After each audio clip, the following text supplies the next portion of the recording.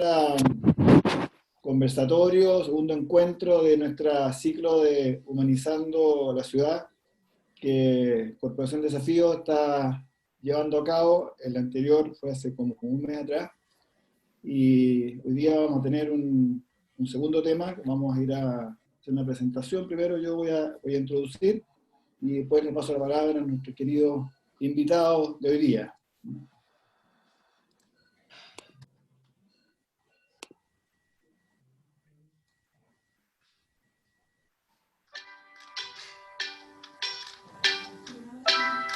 Humanizando la ciudad. Los desafíos para una ciudad más humana. Este segundo encuentro lo hemos dedicado a un tema que nos interesa mucho conocer, que son intervenciones urbanas que humanizan. ¿Qué nos inspira en Desafío? ¿Por qué estamos haciendo esto y otros ciclos de humanización? Nos interesa ocuparnos de que cada persona sea respetada, reconocida sus necesidades, entendido su espacio e identificado el valor profundo de su existencia. Queremos promover espacios de encuentro, como este, en un entorno de convivencia, de confianza, de interacción significativa, de reconocimiento del otro. Por ahora, de manera virtual, pero nuestra vocación es el encuentro. Esperamos que muy pronto todas estas cosas las podamos hacer en persona.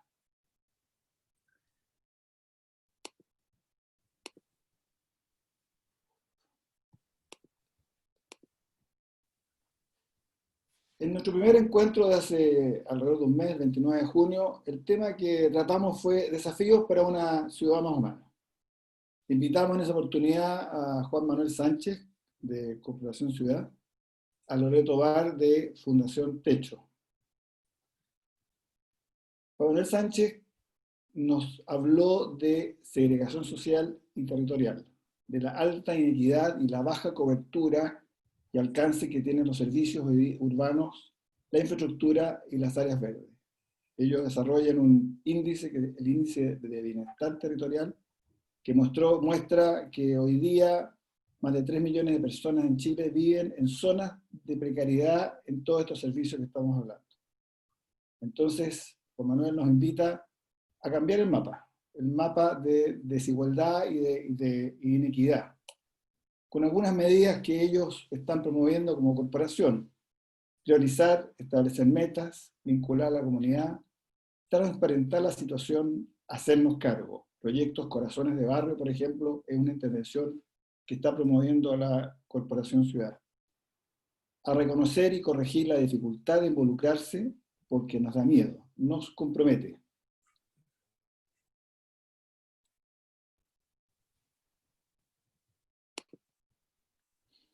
Loreto Bar, de Techo, nos invitó a pensar en una comunidad y su entorno físico, velando por sus interacciones, trabajar sobre la experiencia de las personas en la ciudad.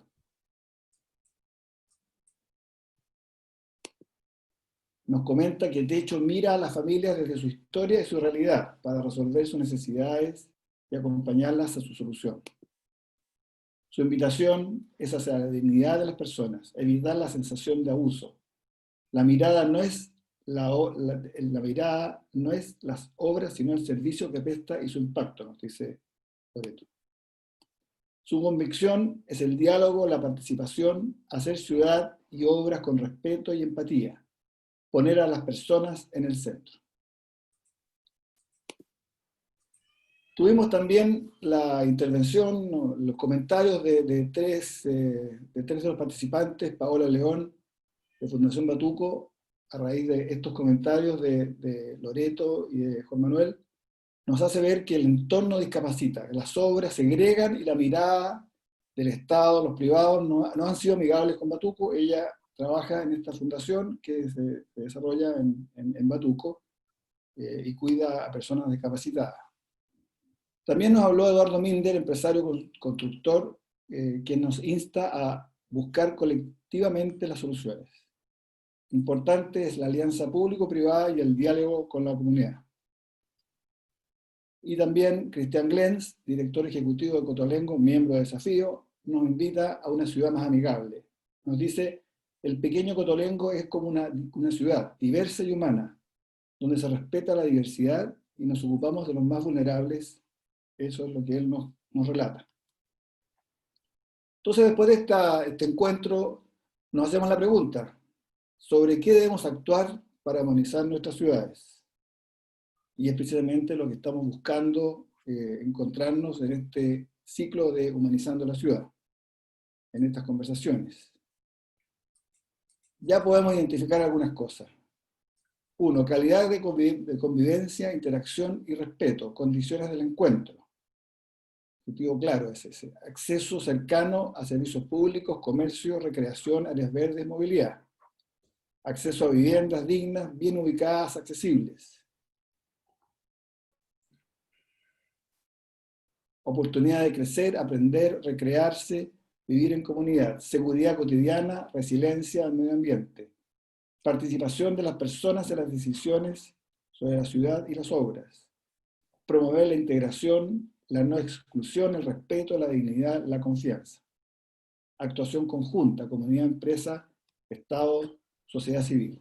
Todas estas son cosas, objetivos que ya identificamos, tanto de lo que hablamos la vez pasada, como de lo que hemos ido conversando sobre este tema, que es de súper alta relevancia hoy en día, como creo que todos estamos de acuerdo.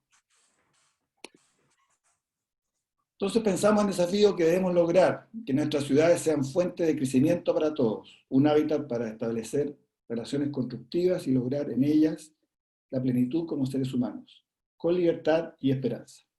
Eso es lo que nosotros pensamos, el desafío que queremos compartir con ustedes.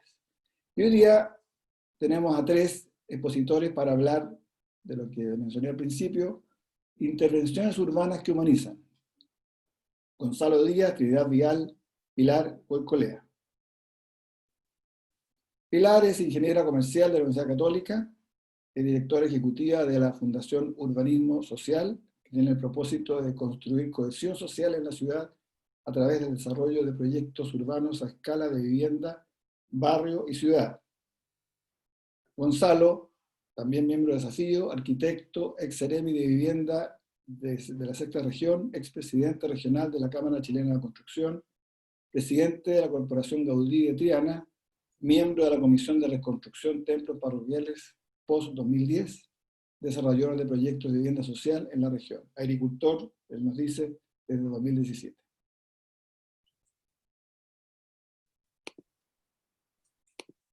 Trinidad Vial, socióloga de la Universidad Católica, máster en Política Social y Mediación Comunitaria de la Universidad de Barcelona, directora de la Fundación Mi Parque. Ellos son nuestros invitados hoy día. Ellos nos van a hablar de las intervenciones urbanas que humanizan. Pilar, te paso la palabra para que partamos la presentación.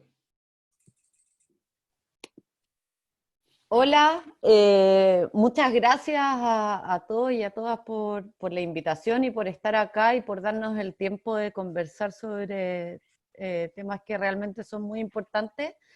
Voy a compartir mi pantalla y la idea es poder un poco mostrarles qué es lo que hacemos y algunas intervenciones, a ver si es que ayudan a detonar una conversación más profunda y que nos pueda llevar a un buen desarrollo.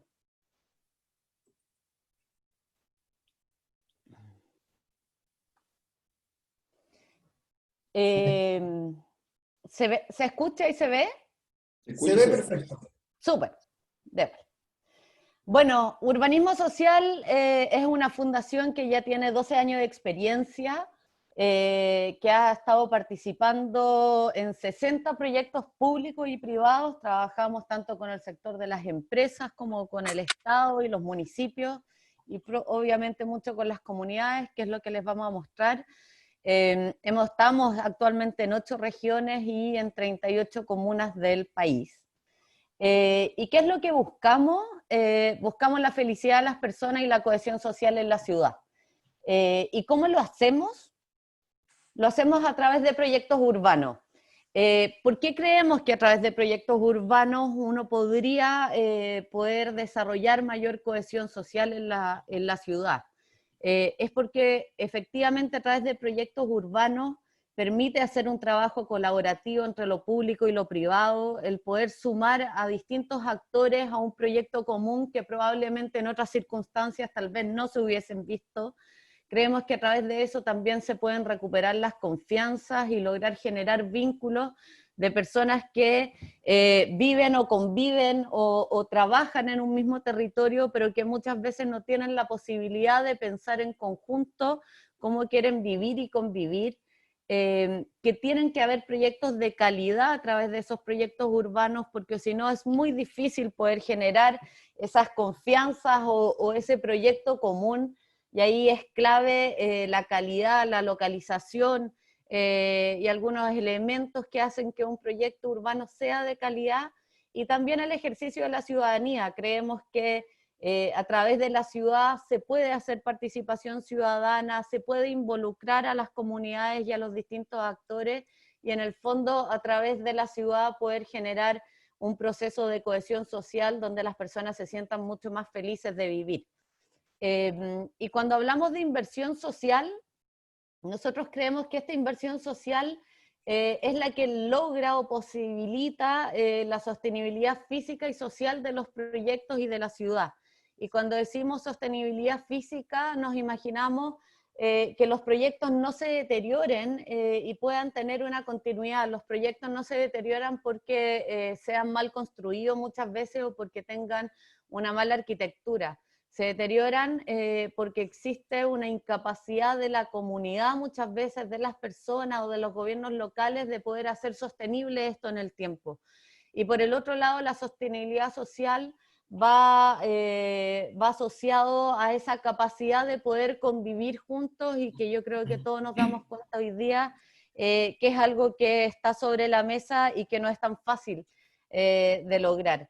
Y algunos otros, dependiendo del sector donde vengan, si es sector público o privado, nos damos cuenta que esa inversión social para lograr esa sostenibilidad física o social está vinculada tal vez a los procesos de licencia social, la capacidad de que un territorio quiera que tú llegues a ese lugar y puedas desarrollar tu proyecto.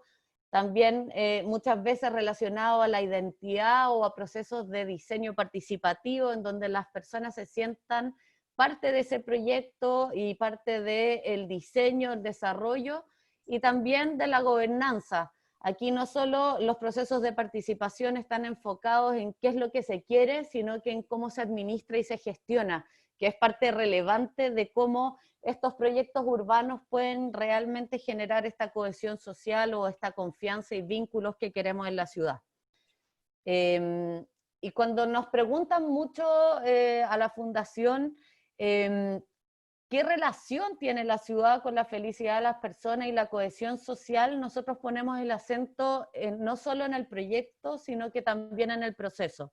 Y creemos que este proyecto, que son las pérgolas de Carrascal, un proyecto que fue el piloto de Hoy Mapocho Río, que busca recuperar toda la ribera del río Mapocho, creo que puede mostrar o dar señales concretas de qué es lo que llamamos un proceso de cohesión social y de inversión social en un proyecto urbano.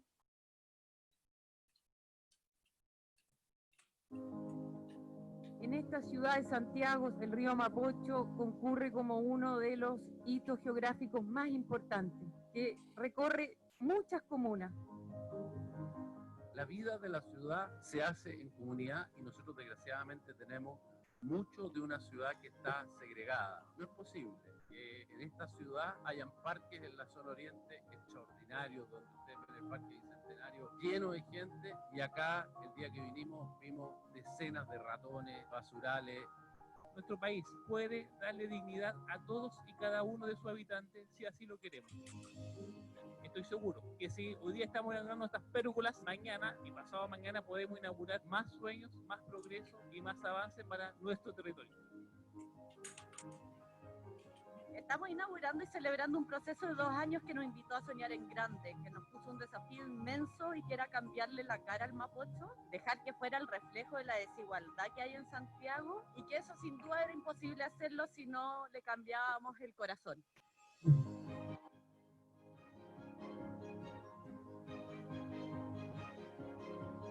impulsamos esta iniciativa junto al gobierno regional y a su intendente Claudio Rego. Compartíamos con Claudio un sueño, un parque al borde del río, sin distinciones, del oriente hasta el poniente.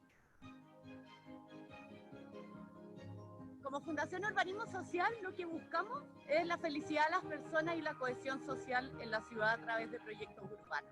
Y la diferencia entre un parque y un proceso de cohesión social está en el cómo lo hacemos. Tomar y aquilatar todos los sueños de los vecinos de este hermoso diseño. Ese trabajo maravilloso que se hizo muestra lo que hoy día tenemos. Esta alianza público-privada que solo provoca estos círculos virtuosos que permiten que vayamos avanzando en equidad social y urbana.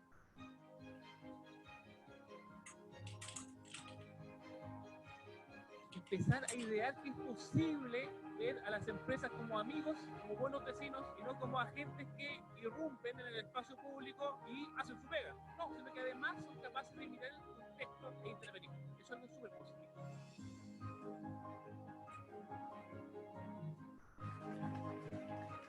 La unión entre los vecinos, las comunidades, la autoridad y la empresa demuestra que tenemos una responsabilidad irrenunciable de mejorar nuestra ciudad, mejorar nuestros barrios y mejorar nuestro país.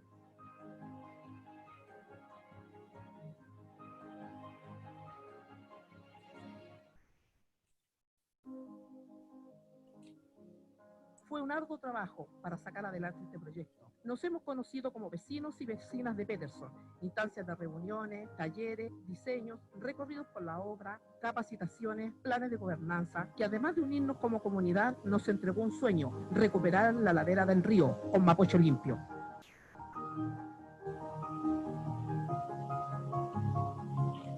Gracias por la perseverancia, por el corazón, por el respeto, por el profesionalismo, por la resiliencia y la dedicación con que hicieron cada uno de los procesos, talleres, diseño y construcción. Gracias por hacer que las cosas pasen y que los sueños se cumplan.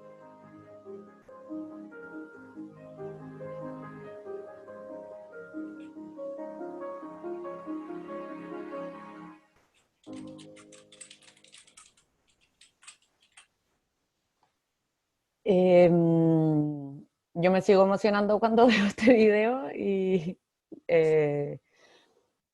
creo que logra mostrar muy claramente la relación entre cohesión social y ciudad y un proceso que permita lograr eso.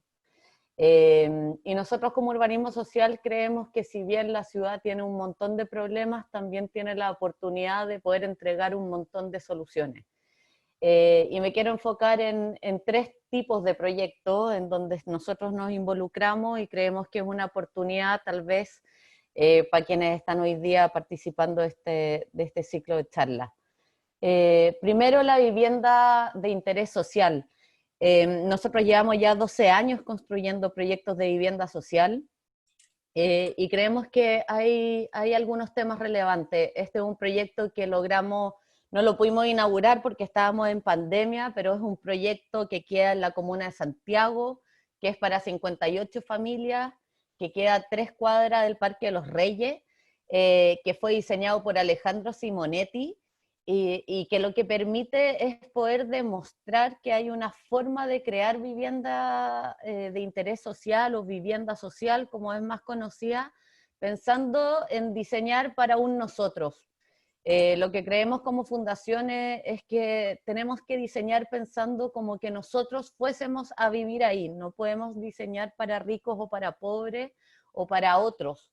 Creo que el poder diseñar pensando en que uno viviese ahí es el que te da el estándar de poder crear algo con dignidad para otros.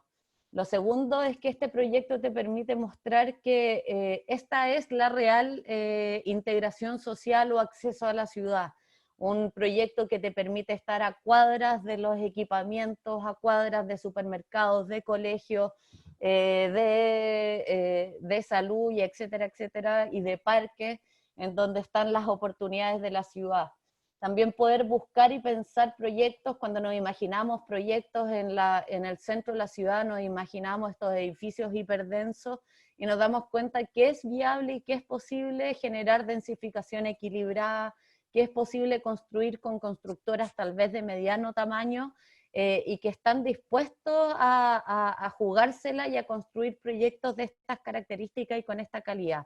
Y por último, también entender que la vivienda es el principio y no es el fin, y que efectivamente hay muchos comités de vivienda que han dado la pelea durante 10 o 15 años por conseguir proyectos de estas características, pero que el real desafío que creemos que hay es no solo en la calidad del proyecto, sino que en la capacidad que tengamos de convivir en él y poder hacerlo sostenible en el tiempo. Por el otro lado están los proyectos de integración social. Sabemos que los proyectos de integración social vinieron para quedarse, que probablemente es la política pública hoy día del gobierno o del Ministerio de Vivienda más fuerte que está hoy día. Este es un proyecto de integración social que es de BET, que estamos construyendo, o sea, que estamos trabajando en Antofagasta, y un proyecto que logra mostrar con dignidad, un proyecto en primera fila al frente de la playa La Chimba, un proyecto precioso de cerca de 720 viviendas, y que también fue entregado durante la pandemia, pero acá el desafío no solo de la calidad del proyecto era decir, bueno, este proyecto de integración social donde tenemos que convivir sectores tal vez más vulnerables o de clase media, ¿cómo lo hacemos para que se conviva bien?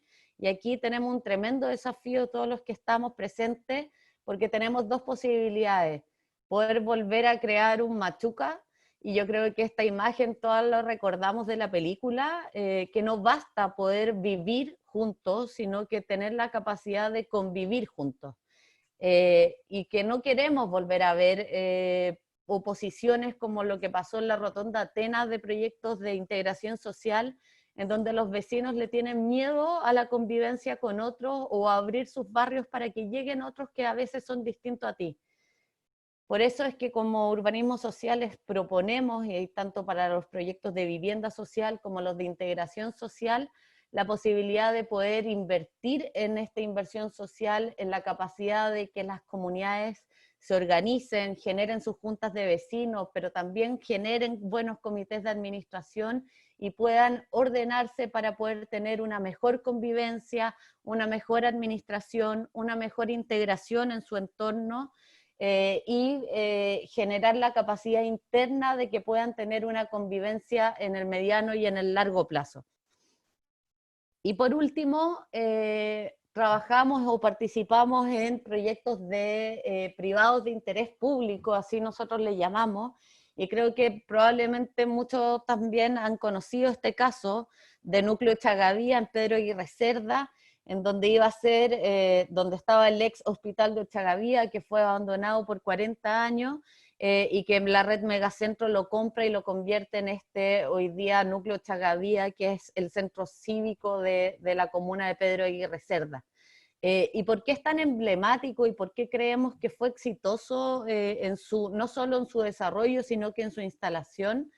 Es porque efectivamente estuvo la capacidad de invertir socialmente, estuvo la capacidad y la voluntad empresarial, pero también política y comunal, de generar un proceso abierto, transparente, con el tiempo que requiere y con el profesionalismo que también requiere. Por otro lado, era un proyecto de calidad en donde estaban dos grandes arquitectos, estaba Juan Sabaj y estaba el Teo Fernández, y en donde estos dos arquitectos no solo se ponen a disposición del proyecto mismo, sino que también a disposición de generar valor en el territorio donde se instala. Diseñamos una plaza que hoy día es la Plaza Cívica de Pedro Aguirre Cerda. Entonces, ¿cómo poner la mayor calidad, la mayor belleza y la mayor dignidad, no solo en el proyecto, sino que generando valor hacia afuera?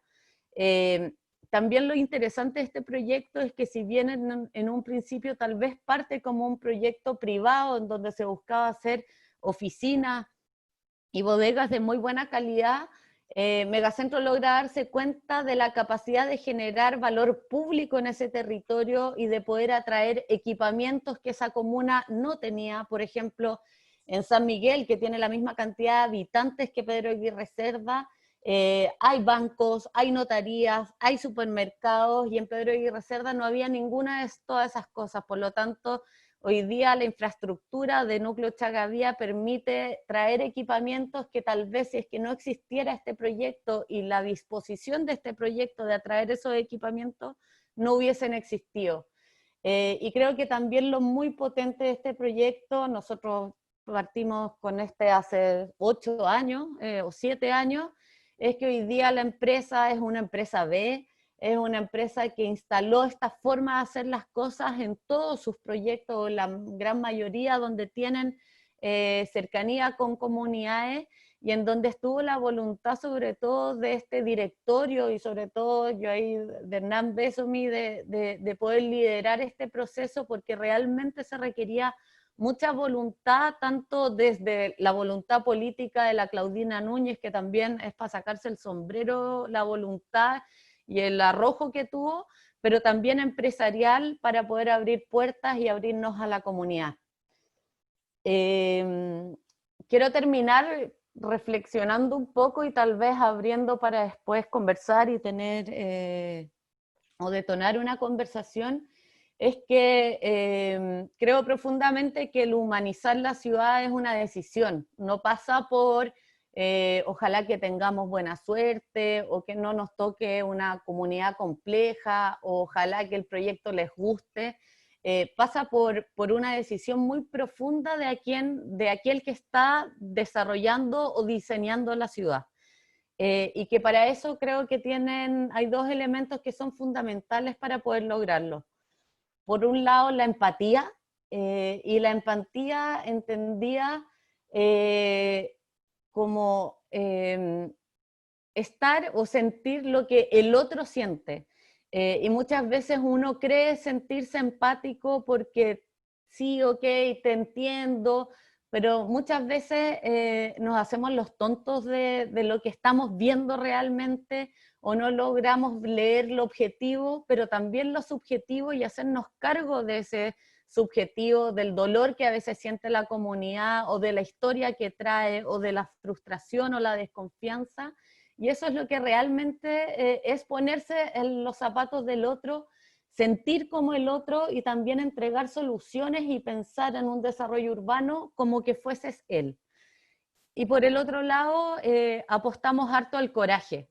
Y a mí me gusta harto esta palabra porque en algún minuto uno siempre se imagina coraje como alguien valiente o alguien que tiene fuerza, pero a mí lo que me gusta de esta palabra es que viene de echar el corazón por delante.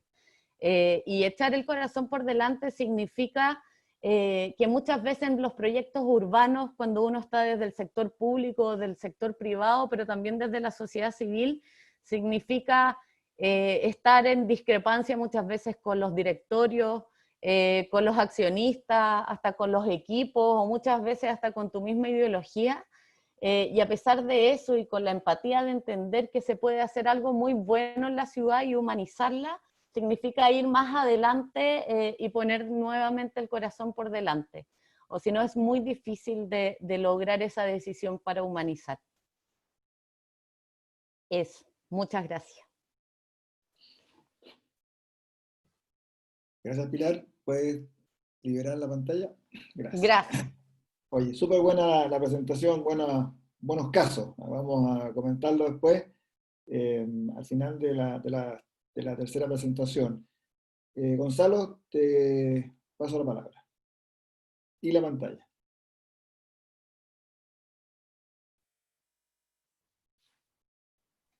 ¿Ahí se oye? Perfecto. ¿Se oye? Sí. Oye, bueno, gracias Alejandro y a la gente de Desafío por invitarme. Yo no sé si en la presentación se comentó que yo soy rancagüino y que trabajo y vivo en Rancagua. Estudié en Santiago, en la Escuela de Arquitectura de la Universidad Católica, pero rápidamente me volví a mi ciudad. ¿Y por qué digo esto yo que soy rancagüino? Porque las realidades nuestras en lo que es vivienda social, yo creo que es un poco distinto, o bastante distinto a lo que sucede en Santiago. En regiones, en provincias en general, la gente opta o prefiere todavía, y existe espacio, capacidad de suelo disponible para crecer más bien en extensión y hacer viviendas, conjuntos de vivienda más que de bloques de departamentos.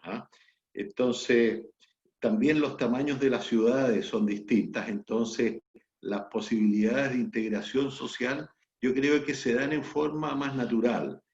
Quiero, antes de mostrar algunas imágenes del proyecto, que voy a mostrar un proyecto que yo he desarrollado varios proyectos, pero me voy a concentrar en un proyecto en la ciudad de Rengo, que es el más grande que estoy desarrollando en este minuto. Quiero comentar que esto de la integración social, no lo sé, no me tocó vivir en mi juventud en Santiago, más que en la época universitaria, pero para nosotros era bastante natural. Las ciudades eran más chicas, han ido creciendo, los barrios estaban todos más cerca, nos juntábamos en los mismos negocios, en el cine, iba a decir el biógrafo, pero no soy tan antiguo, y bueno, y hasta en el colegio. En el colegio yo estudié en los Hermanos Maristas, donde un poco se daba esa integración social, entonces era algo absolutamente natural. Entonces, quiero contarles también que el shock grande cuando uno llega a Santiago y se encuentra con una ciudad absolutamente disgregada, separada, y además separada en la misma universidad. Fíjate que me llamó la atención que la gente se juntaba por clases o por casta, algo que para nosotros acá simplemente no existía. Quería contar eso para que entiendan un poquito desde dónde salgo yo, y lo que voy a contar es a nivel regional. Por otra parte, contarles también que un poco también influye en las decisiones que uno va tomando en la vida, de dónde viene, cuál es su entorno familiar. Mi padre médico y político, entonces con un gran sentido por el problema de la justicia social desde siempre, y que nos lo transmitió, y también por el tema del desarrollo regional. Y por otra parte, yo el recuerdo que tengo, mi padre falleció el 18 de octubre del año pasado, plena crisis, y por otra parte mi madre, la fallecida hace más tiempo, que se caracterizaba por ser absolutamente acogedora y con capacidades para conversar sin problemas con cualquier persona. Entonces, esas cosas de integración, de conversar, de ponerse de acuerdo, de generar lazos de confianza, no sé, yo creo que se nos daban en forma bastante natural. Después entré a estudiar a la Escuela de Arquitectura en la Universidad Católica. En mi época se llamaba El Comendador, entiendo que ahora se llama Lo Contador. Y aparte de llamarme la atención esta segregación social incluso al interior de nuestra escuela, me llamó desarrollábamos proyectos de arquitectura sumamente interesantes desde el punto de vista arquitectónico, a lo mejor muy impresionantes, en fin. Pero recuerdo que había solamente una sola profesora, que era la Joan McDonald, que después fue subsecretaria de Vivienda en el primer gobierno de Elwin, cuando el ministro Echegaray era el primer ministro de Vivienda que hubo, que ella desarrolló un taller de vivienda social, y recuerdo en una corrección de taller que el director de entonces de la escuela lanzó una frase que para siempre se quedó y que funcionaba en el colectivo. Yo creo que simplemente echó afuera una frase que se pensaba y nadie se atrevía a decirlo, que los proyectos de vivienda social no eran tema de arquitectura. Así de simple. Bueno, quedó la escoba ahí, pero dio mucho revuelo y mucho que pensar. Por otra parte, contarles también que ya con otro director de la escuela se invitó a un importante profesor español a que viera los trabajos que desarrollábamos en la Escuela de Arquitectura. Entonces, para quienes conocen la escuela nuestra, ahí en el túnel, se colgaron unos proyectos todos muy espectaculares, enormes, con, no sé, con autopistas, con, en fin, unas tremendas. Y este señor estuvo callado toda la exposición, los mejores proyectos de cada taller, y cuando esperábamos a ver qué es lo que nos decía, dijo muy poco, ¿no? Pero dijo, no entiendo cómo aquí en Chile, con el déficit y la necesidad que tienen de vivienda social, no son los temas que están tratando en las escuelas de arquitectura. La verdad es que ahí se acabó la reunión y se acabó el cuento. Y la verdad es que fue una vergüenza bastante grande para el director, para los profesores y para nosotros como alumnos también. Sí tengo que hacer una mención especial, que había un ramo electivo que era dirigido por, que yo lo tomé, por Ignacio Santamaría, que probablemente muchos de ustedes alcanzaron a conocer, arquitecto urbanista, y que se llamaba Seminario de Pobreza Urbana, y ahí me tocó conocer un poco más la realidad de los barrios periféricos de Santiago, y recuerdo una imagen que se me quedó grabada para siempre, ¿no? Porque al final teníamos que definir, al final del seminario, en pocas palabras, qué es lo que entendíamos por pobreza urbana. ¿Ah? Y me acuerdo de haber sacado una foto a una mujer con dos niños sentada afuera de su mediagua, con una mirada triste mirando al horizonte, junto con los dos niños, la mirada igual de triste. Y entonces me acuerdo que la definición que salió en ese momento, que la pobreza era la carencia sin expectativas, ¿no? Esa mirada sin expectativas, sin esperanza.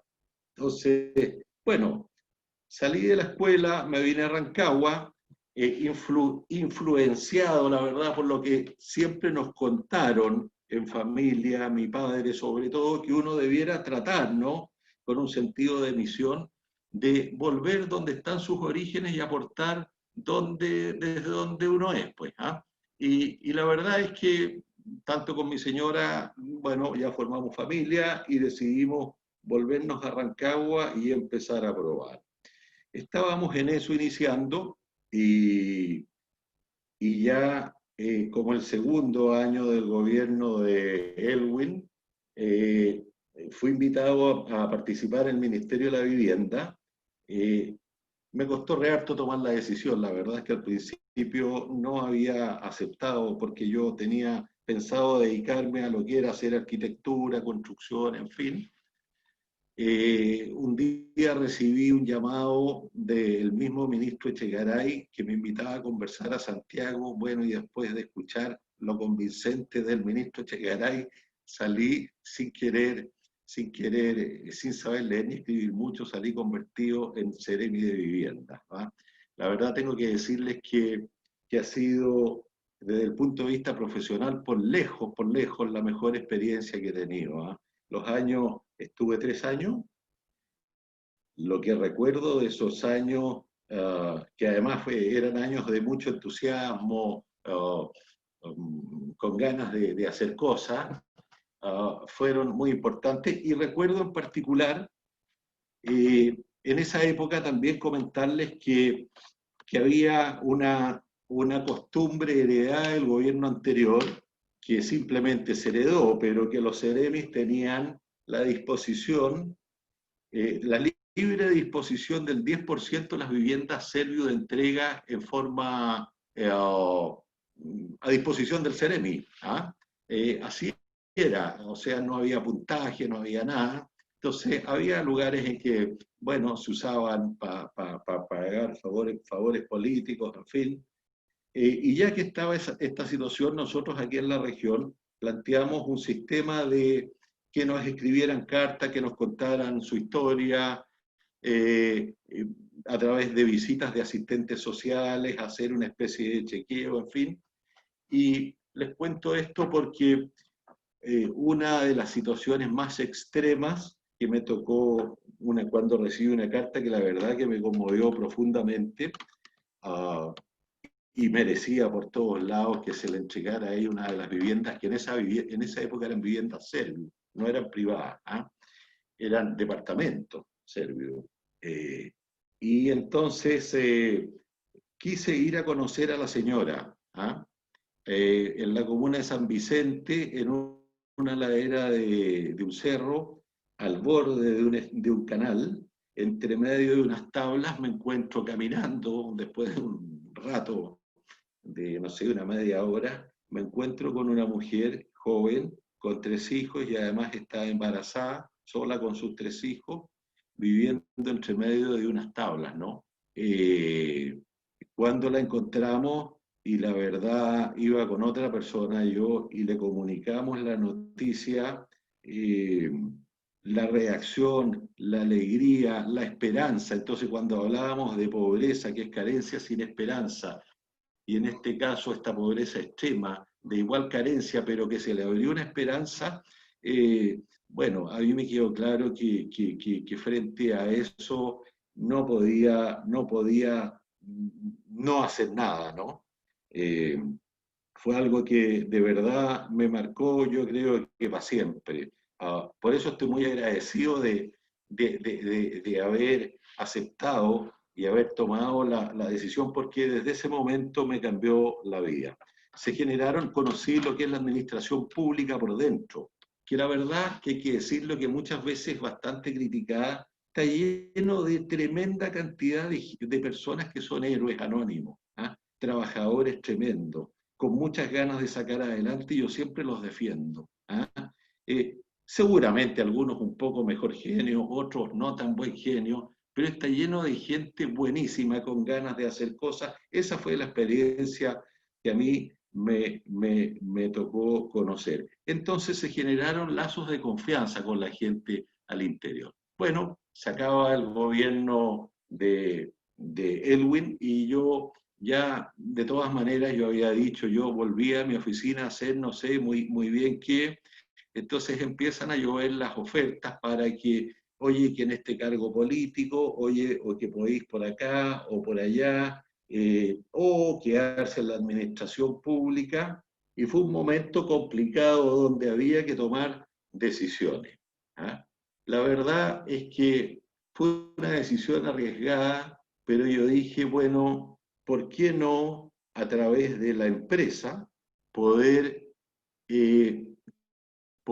ser un instrumento para ayudar a mejorar un poco la situación? Pensé que no era necesario estar metido o en política o en la administración pública, sino que en la empresa también se podía ayudar a generar, y era necesario, era necesario además. Bueno, después de ahí se empiezan a generar redes de confianza. Entonces, digo yo que uno no es la empresa, y por ahí alguien lo mencionó, la Pilar, sino que la empresa es mucho más grande. La empresa es todo el entorno, y hay que pensarlo así, siempre lo he pensado, es todo el entorno con quienes con quienes uno interactúa. Entonces la empresa es el Ministerio de la Vivienda, la empresa es la gente que trabaja con uno, la empresa son las empresas sanitarias y las empresas eléctricas, la empresa son los gremios. Súper importante, en ese momento fui invitado a incorporarme a la Cámara Chilena de la Construcción, tremenda institución, incorporarme al Colegio de Arquitectos, tremenda institución en esa época. En fin, en esa época funcionaba además la Corporación Habitacional de la Cámara Chilena de la Construcción, que hoy día ya hace varios años no existe. Entonces, en forma natural, se fueron dando esas relaciones de confianza entre digámoslo así, distintas entidades de una misma empresa, para emprender en conjunto. Y las cosas fueron saliendo fáciles. Entonces, al poco llegar de vuelta a mi oficina, parece que habíamos generado buenas relaciones con los comités, y empezaron a preguntar entonces los comités, y llegaban como en forma así como evidente a preguntar, bueno, ¿y nos va a construir nuestras casas o no? Y la verdad es que nunca me había metido en la construcción y en el desarrollo inmobiliario y vivienda social, y empecé a darle vuelta, y partimos con un proyecto en Rancagua, apoyados en esa época por la Corporación Habitacional de la Cámara. Los proyectos en esa época, a ver, cuando empezamos a estudiar, y por algo que dijo la Pilara, para nosotros también, y un poco por esa educación recibida desde siempre, desde la cuna, el tema de la dignidad humana, de la igualdad de la dignidad humana para cualquier persona es algo que por lo menos al interior de las personas con las que trabajamos juntos nosotros, no hay discusión. O sea, y por lo tanto, una de las premisas es que si yo no soy capaz de vivir en esto que estoy diseñando, simplemente no lo diseño, no lo construyo. Esa era una premisa básica. Y en esa época, nosotros, y en general, los recursos de subsidio eran menos de la mitad de los que existen hoy día, yo diría que un tercio. Los recursos eran súper limitados, pero se optaba por lo que se llamaba construcción de viviendas, ¿cómo se llama? En obra gruesa habitable. Entonces se priorizaban la cantidad de metros cuadrados construidos por sobre las terminaciones, incluso también, porque eran otros momentos, habían menos recursos, por sobre la localización. No se hacía tanto hincapié en la localización, no se hacía tanto hincapié en términos de las terminaciones, pero nosotros sí, con los pocos recursos que habíamos, pensábamos, bueno, hagamos la casa lo más grande posible, llegábamos con la cantidad final, con sedes sociales, con terrenos, con urbanización, con todo, llegábamos a casas de 58 metros cuadrados, que eran obra gruesa habitable. Bueno, y tengo que avanzar. Y entonces, en ese contexto, fue cambiando y fuimos desarrollando ese tipo de vivienda. Los recursos en el ministerio fueron cambiando, fueron mejorando, y entonces las exigencias de mejor calidad y mejor terminación de la vivienda, mayor superficie de la vivienda y mejor localización. Incluso, ahora último, se ha ido trabajando mucho en temas de eficiencia energética, y llegamos a desarrollar y a incorporarnos de frentón en lo que son los proyectos de integración social. A todo esto se acaba la corporación habitacional y seguimos trabajando con otra entidad desarrolladora que se llama GBEC, con quienes trabajamos, la verdad, muy bien. Nos entendimos muy bien, la atención a la gente eran los intermediadores entre nosotros y los futuros compradores, en fin, y se ha trabajado muy bien. Les voy a mostrar un poquito el proyecto de Rengo y en qué consiste, y en algunas ideas básicas. Ahí lo están viendo, ¿no? ¿No? No todavía. No todavía. Espera un poquito. Tenemos 3 minutos, Gonzalo. 3 minutos ya. Les voy a mostrar muy rápido. Déjame ver si logro.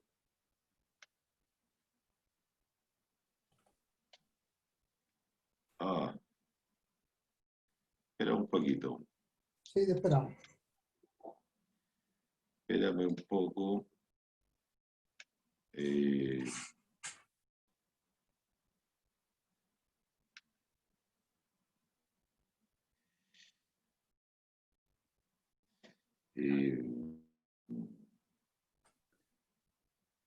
¿Quieres que te apoyemos en algo, Gonzalo? No, espérame, si estoy a punto, creo yo.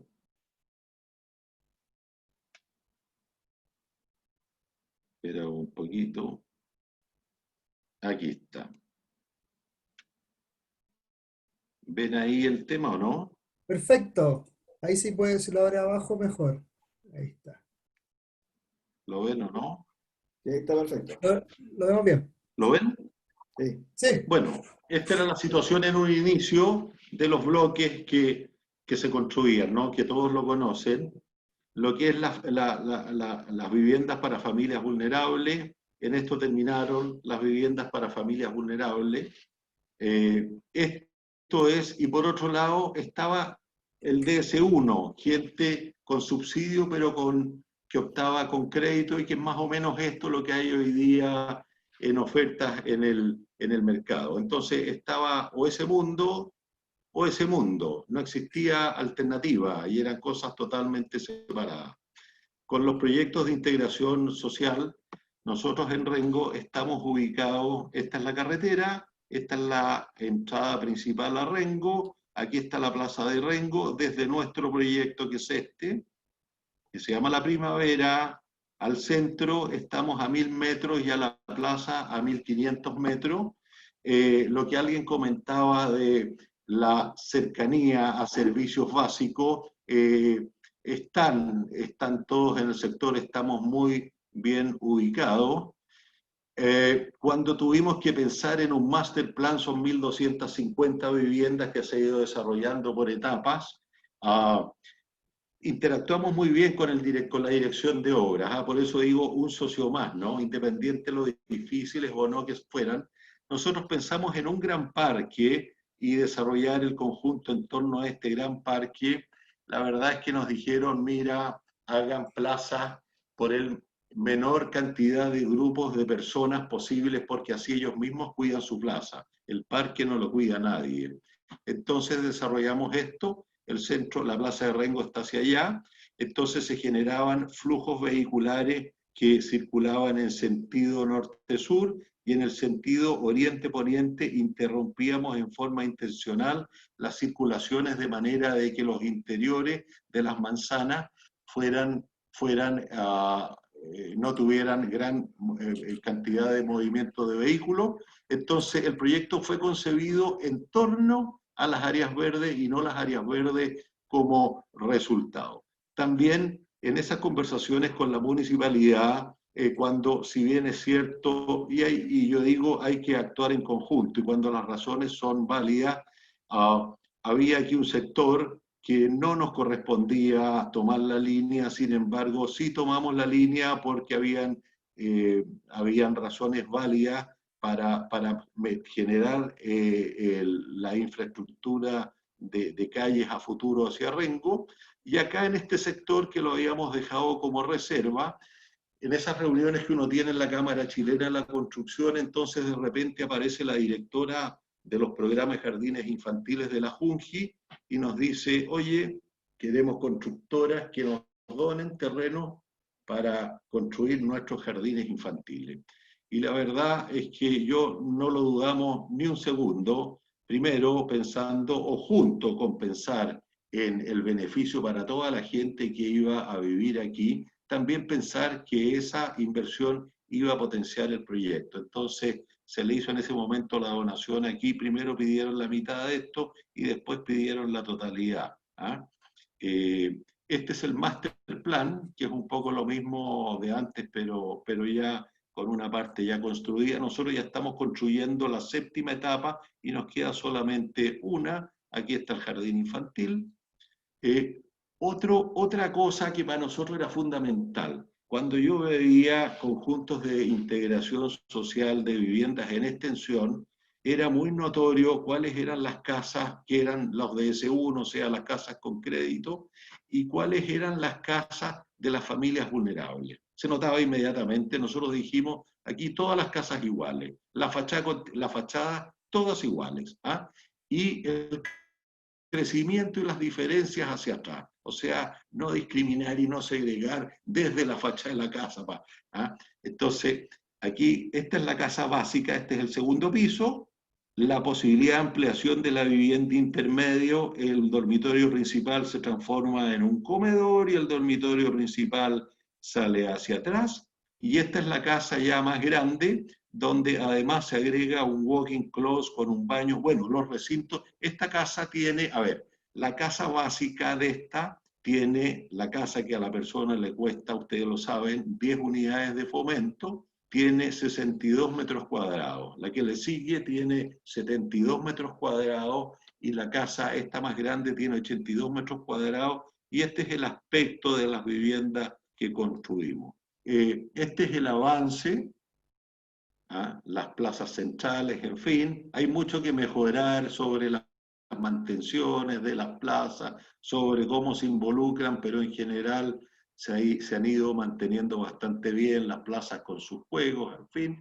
Hay que pensar que la misma persona que se fue al departamento que les mostré al principio, que después quedaron abandonados, como los de Bajo de Mena, es la mismísima persona que antes compraba o se le asignaba ese departamento y que hoy día puede vivir en esta casa, frente a la plaza. ¿Mm? Y las grandes diferencias que yo podría decir son que le puso el techito, que no le puso el techito, que no sé qué, que no sé cuánto, pero eso es básicamente. Y para terminar, porque ya no me queda tiempo, el tema de las cercanías a los servicios, pero sobre todo yo digo que hay dos o tres temas pendientes y que yo creo que resolver, más en Santiago que acá, pero algunos acá, cómo lograr mayor participación de los vecinos para que no solo se organicen y se les hagan los talleres respectivos que están normados por el Serviu en el proceso de postulación y de inscripción hasta que llegan a ser propietarios, sino que cómo hacerle seguimiento para que en forma creativa puedan seguir creciendo como comunidad, por una parte, y por otra parte, para Santiago, sobre todo, cómo hacer, porque todavía en provincia las distancias entre los distintos barrios son relativamente cercanas. No puede ser que en Santiago una persona para llegar a su trabajo se demore 2 horas y media. Eso no es posible. Yo creo que ahí hay muchísimo que hacer y yo creo que hay que lograr que en las comunas donde desarrollar lugares, pensar en lugares donde puedan desarrollarse proyectos de integración, donde la gente se demore un tiempo razonable y que no lleguen, como una vez me dijo un señor que trabajaba en una universidad por allá, en las universidades del sector oriente, del sector de San Carlos Apoquindo, un portero que me decía que mire, resulta que yo lo único que espero es que llegue el sábado, porque viajo en el Transantiago 5 horas al día, 2 y media de ida, 2 de vuelta, y resulta que espero el sábado y domingo para dormirme todo el sábado y todo el domingo para estar en condiciones de trabajar nuevamente el lunes. Eso no puede ser vida, eso están acostumbrados, creo yo, los santiaguinos, con el perdón de los santiaguinos, a aceptar cosas que son inaceptables. Eso es. Gracias, Gonzalo. ¿Puedes liberar la pantalla para pasarle la palabra a Trinidad? Muchas gracias por la presentación. Afortunadamente la política de integración urbana y territorial hoy ya es una política de Estado. Y es maravilloso que podamos desarrollar este tipo de proyectos y tener tu ejemplo, Gonzalo. Trini, de paso, ya tomaste la pantalla, así que vamos. Me tomé la pantalla, sí. Muy bien. Ahí la ven bien, ¿no? Se está mostrando la presentación. Perfecto. Súper. Hola, bueno, yo me llamo Trinidad Vidal, soy directora de estudios de la Fundación Mi Parque.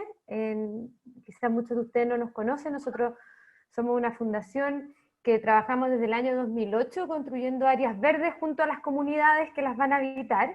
Áreas verdes o espacios públicos en realidad que toman forma de áreas verdes o de plaza. Me gustó mucho escuchar el inicio de del conversatorio donde Alejandro habla un poco de que desafío tiene vocación de encuentro, ¿ya? Porque nosotros también, o sea, nosotros, Fundación Mi Parque, lo que hacemos, lo que hacemos es buscar mejorar la calidad de vida en barrios vulnerables a través de un proceso participativo de diseño, construcción y activación de áreas verdes para el encuentro, ¿ya?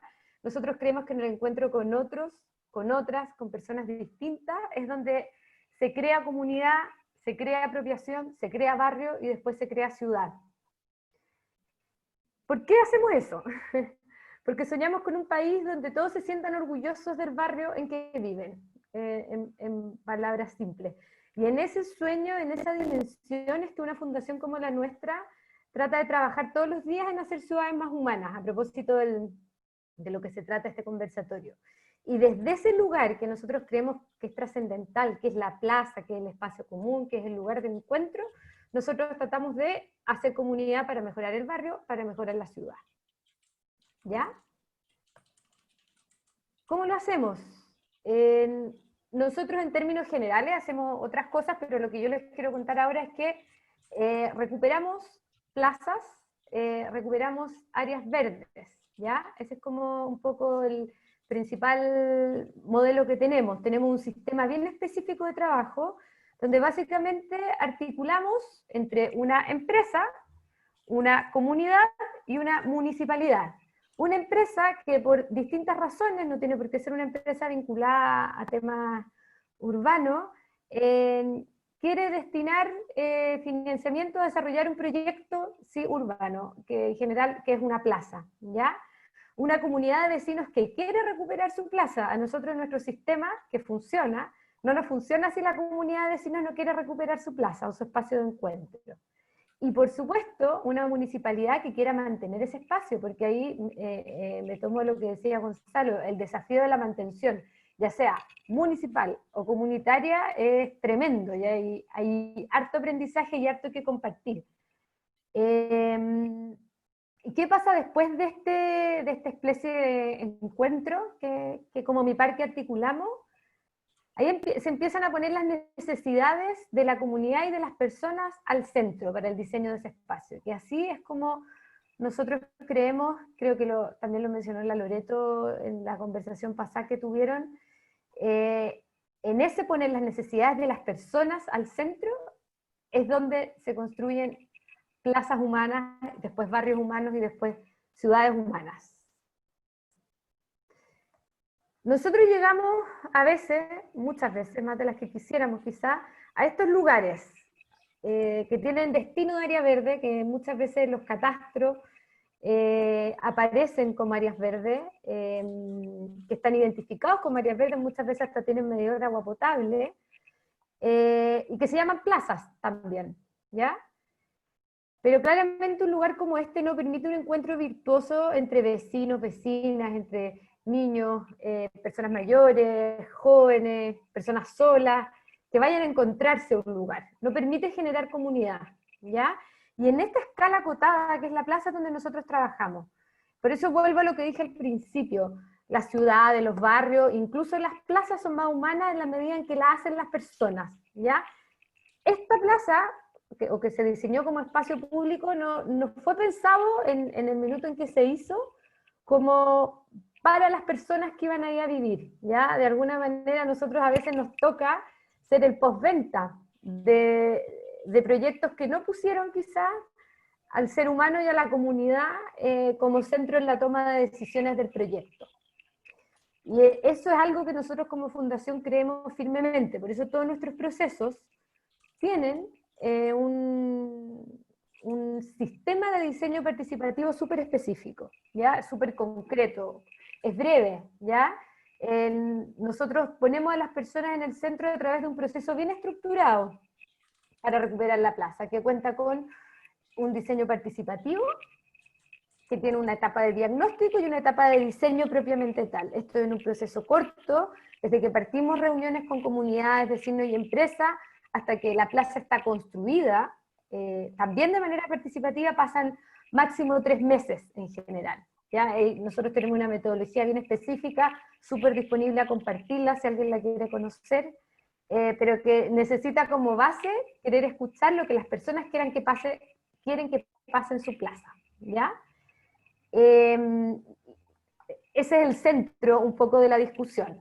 Y nosotros creemos que de esa manera, y tenemos certeza, nos hemos evaluado, de esa manera se hacen plazas que después se usan, se hacen plazas que después son el centro y son el corazón del barrio. O sea, esto no es solo como por un lugar común, que a veces puede parecer ser preguntarle a las personas cómo quieren que sean sus espacios, más allá de la casa. Es porque funciona. Nosotros tenemos certeza de aquello. Acá voy a ir mostrando en algunos ejemplos, pero una ciudad, un barrio y una plaza son más humanos en la medida en que ponen a las personas en el centro. Y lo mismo pasa con los conjuntos de vivienda.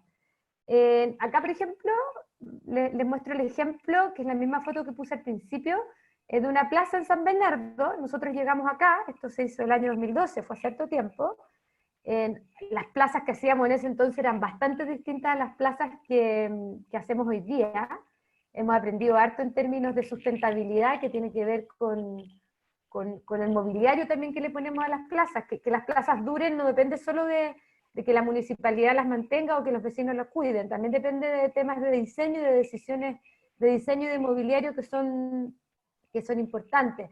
Entonces nosotros llegamos y nos encontramos con este barrio, con esta plaza de barrio, seguramente acá también juegan fútbol, seguramente acá también celebraban cosas, también carreteaban, y en conjunto con una comunidad de vecinos tratamos la transformamos en esto, ¿ya? Esta es una foto de la jornada de construcción. Nosotros finalizamos este proceso de 3 meses con una jornada de construcción participativa donde se hacen las terminaciones de la plaza en conjunto con la empresa y con la comunidad. Y gracias a que hacemos un proceso donde la comunidad realmente es parte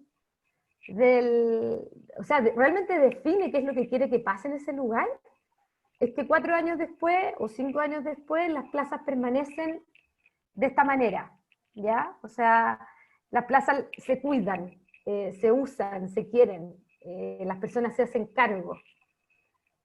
Acá tenemos otro ejemplo, como esta plaza en la Florida, que básicamente era un espacio residual sin uso definido. No tengo claro si esto estaba definido como área verde o no, en un principio.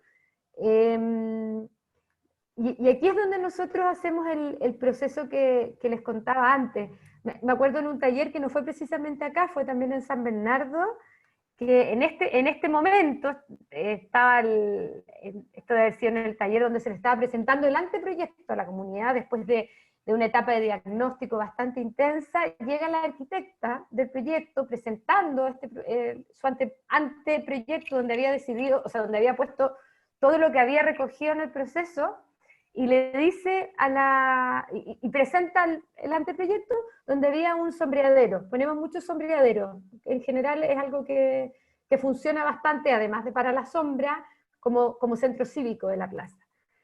Y una de las vecinas dijo muy insistentemente que por ningún motivo que ese sombreadero no podía estar ahí. Para nosotros como equipo tenía mucho sentido que el sombreadero estuviera ahí porque por donde venía el sol, por temas de visibilidad, de prevención situacional, que se llama, o sea, diseñar espacios seguros, tenía todo el sentido que estuviera ahí, demarcaba, había como, no entorpecía los caminos. Y después la vecina que estaba ahí nos dijo, mira, si ustedes, ahí donde ustedes pusieron el sombreadero, venden droga, hoy día, en la plaza como está. Si ustedes le ponen un sombreadero, eso se transforma en un kiosco, formaliza la venta. Entonces, y nosotros nunca, como expertos que éramos, nunca nos hubiéramos enterado de eso si no es porque ella como dueña de la plaza lo pone sobre la mesa. Eso es algo que no se puede hacer sin un proceso participativo vinculante y exhaustivo. Así está hoy día esa plaza. Estas fotos son del año pasado. Esto es un caso distinto, en Canela, en el norte, también, como uno transforma un espacio residual en el centro de algo. Y concretamente, o sea, voy a profundizar un poquito en un ejemplo de una recuperación de un espacio que hicimos nosotros. Esto es era un basular, era uno de los vertederos ilegales más grandes de la región metropolitana, en la comuna de San Bernardo. Aquí está, no sé si se ubican en San Bernardo, pero acá está el CESFAM El Manzano, ¿ya? Y esto, esto era, o sea, está al lado de un centro de salud, digamos, no es que esté perdido en alguna esquina, aquí viven personas en este entorno. Ahí se ve un poco más, ese es el centro de salud. Ahí está un poco el mapa, o sea, el plano para que se ubiquen. Este es el centro de salud y este es el espacio que la municipalidad y los vecinos y el centro de salud nos propusieron recuperar.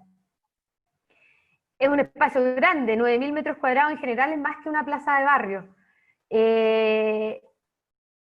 ¿Cómo lo hicimos? Esto es un campamento que ya no existe, ya el campamento de San Francisco, que se radicó. De hecho, esta etapa que no se ve como hacia acá, ya está los conjuntos habitacionales nuevos. Pero en el fondo acá se iba a ir este campamento, muchas de estas personas iban a vivir en estos conjuntos habitacionales, y acá al lado estaba ese vertedero ilegal que implicaba muchos problemas sanitarios y también, por supuesto, sociales y comunitarios. Entonces, ¿qué hicimos? Aceptamos el desafío de la municipalidad sin financiamiento seguro y decidimos desarrollar esta plaza parque, porque es un poco más grande que una plaza, en 3 etapas.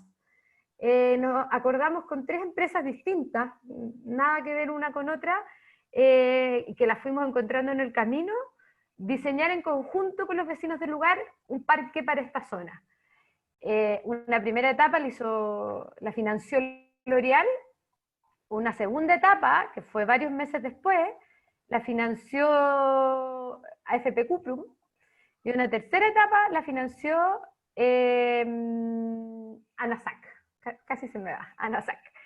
En el fondo, de hecho, si ven en la primera etapa está el campamento, después ya no está el campamento, y hoy día el conjunto que esté acá va a tener otro entorno, o sea, trascendentalmente distinto. Pero lo importante de esto no es solo lo estético, lo que significa tener un parque versus tener un basural al lado, que sin duda que es súper importante, sino que este proceso, que fue largo, que duró un año, tuvo de protagonistas absolutos a quienes iban a vivir ahí, ¿ya? Y a quienes vivían ahí, y a quienes iban a recibir a gente nueva también. Y en todas sus etapas, no solo en un momento inicial.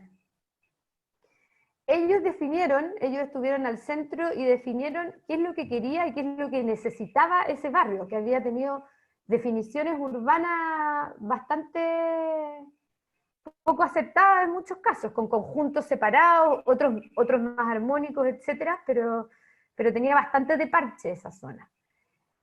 Y después de eso, después de un proceso de definición de qué es lo que la comunidad quiere para ese lugar, es que se realiza una jornada de construcción, después de un proceso de diagnóstico, de validación de proyectos, de anteproyectos y todo, se realiza una jornada de construcción con la empresa y con la comunidad que va a usar la plaza, y en ese marco pasamos de acá a acá. O sea, el escenario es brutalmente diferente y mejora el entorno de manera radical. El problema es que si uno esta parte no la hace bien, se puede volver muy rápido a esto, quizás no en este extremo, pero si nosotros hemos aprendido con los años que si los vecinos no entienden esto como propio, quien va a vivir ahí, y pasa con uno mismo, no es propio. Entonces lo que nosotros tratamos de hacer en el proceso, para que también pase esto, y esto, es que ellos lo entiendan como propio en el momento del diseño, ¿ya? Y en ese escenario es que estos son algunos de nuestros resultados, también está todo disponible a compartir si a alguien le interesa. Hemos hecho más de 350 proyectos de esta escala o más chiquitita, en general plazas de barrio. Hemos trabajado en el 25% de las comunas de Chile, con más de 120 empresas que han confiado en este sistema.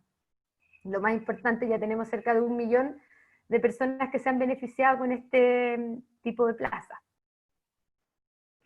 Pero para terminar, a mí me gustaría volver a esta imagen donde hay una zona declarada como plaza, pero que claramente no lo es, porque también nosotros en estos 12 años de hacer plazas, áreas verdes, lugares comunes, nos hemos dado cuenta, como dije al principio, de que a veces somos la postventa 10 o 15 años después, como muchas fundaciones amigas también, como algunos programas de gobierno que vuelven a trabajar errores de diseño, que básicamente pueden partir por no haber puesto a las personas en el centro del diseño de la ciudad que hagamos, ¿ya?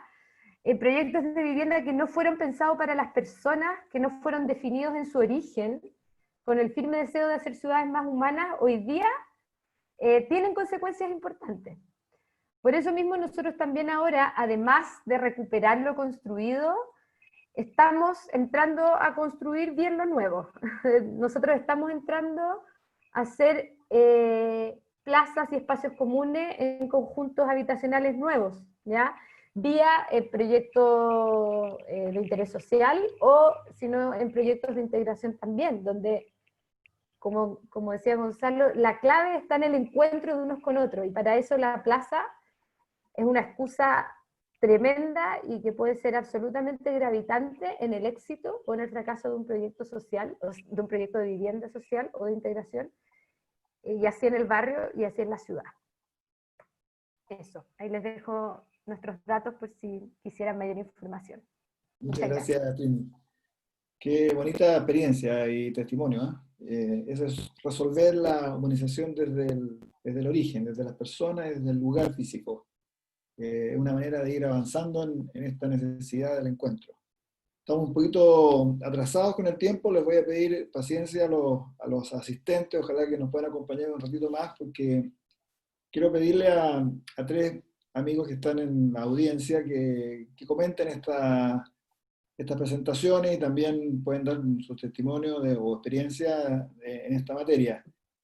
Estoy viendo acá a Patti Beltrán, que ella es directora de Fundación Betania Acoge en Valparaíso, y le pedí que nos acompañara con su vivencia bien concreta de recorrer los cerros y ver cómo se vive en esa realidad urbana que es bastante, en algunos casos, bastante dramática. A ver si nos puedes acompañar un segundito, Patti, creo que puedes tomar la palabra. Sí, hola, buenas tardes, un gusto saludarlo. Efectivamente, yo vivo en Valparaíso ya hace como 15 años. Trabajo en una fundación donde justamente nuestra labor es trabajar con mujeres en situación de extrema vulnerabilidad. Y la verdad es que yo, al escuchar estas presentaciones, realmente sentía una sana envidia de todo este trabajo, ¿verdad?, que están realizando Gonzalo, la Trini, la Pilar. Pero sin embargo, la realidad de los cerros acá en Valparaíso es una realidad muy, muy tremenda. La gente siempre habla de bajar de los cerros al plan de Valparaíso.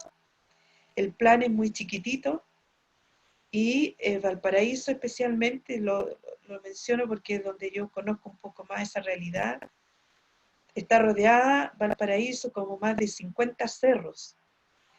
Y la gran mayoría de estos cerros son familias que se han tomado terreno y que han ido creciendo y aumentando, ¿verdad?, la población, y no se ha dado espacio para poder recuperar lugares como plazas o como parques, para justamente poder que los niños puedan realizar, digamos, sus actividades. Acá hay unas tomas que son las tomas, parece, más grandes de Chile. Una es la de Manuel Busto en Viña del Mar y la toma de Felipe Camiroaga, que también de ahí son varias de nuestras usuarias de la fundación, y efectivamente en algunos minutos en que he podido yo participar de alguna actividad, cada uno es como busca la forma de poder solucionar su tema, pero desde el espacio físico que se tomó.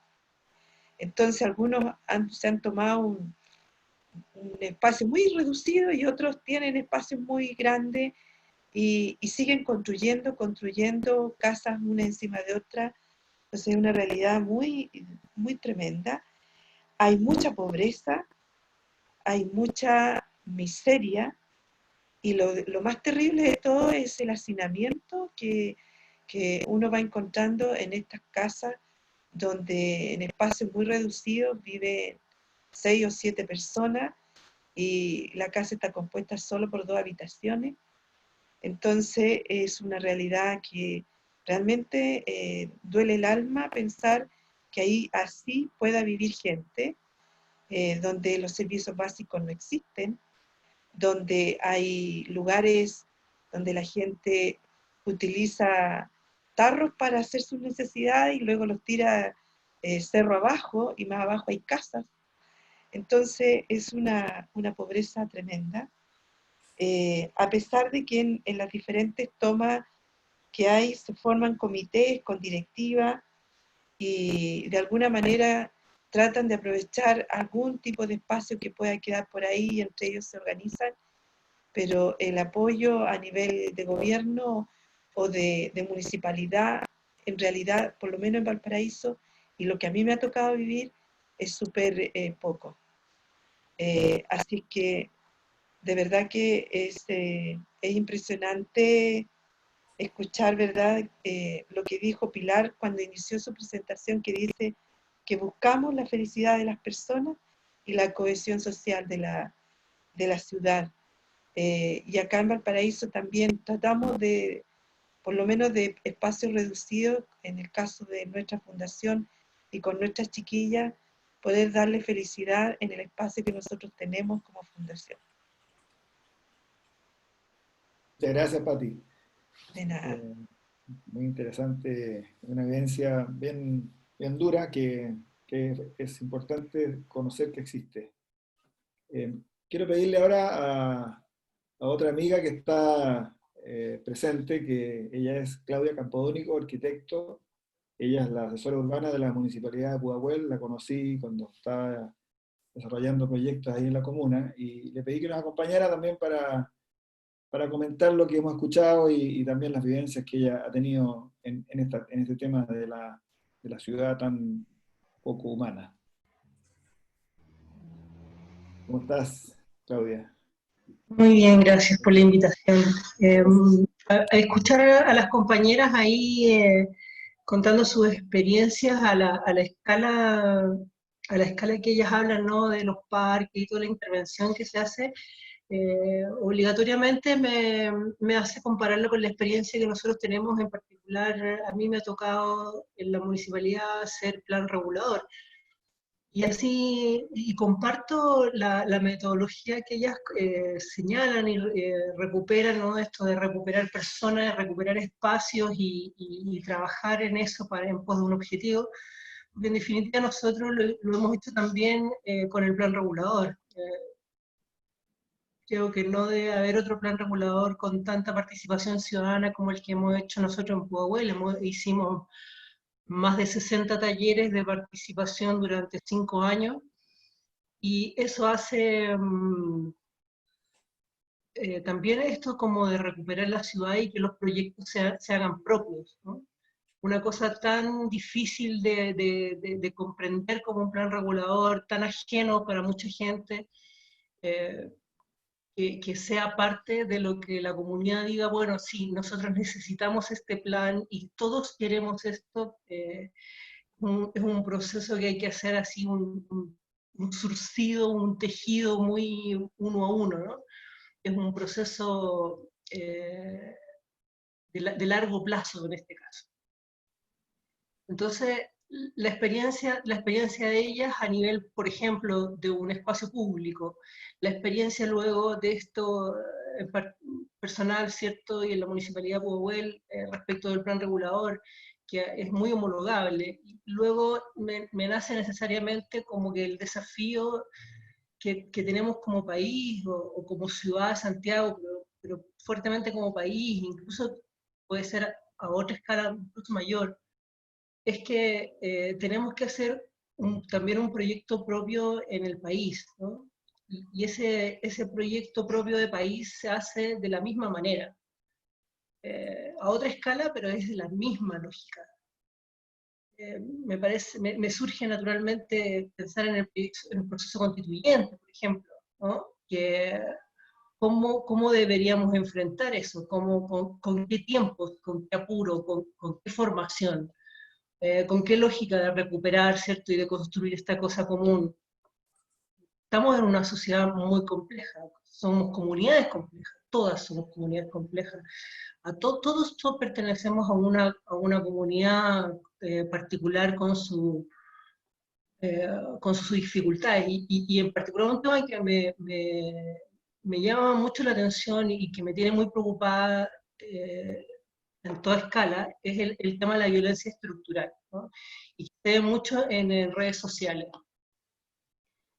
Esa es una cuestión que, a mi juicio, yo comparto un poco el diagnóstico que hace Alejandro y que identifica, al comienzo de la presentación, él identificó 10 aspectos, ¿no? 9 o 10 aspectos que se habían detectado en estas conversaciones.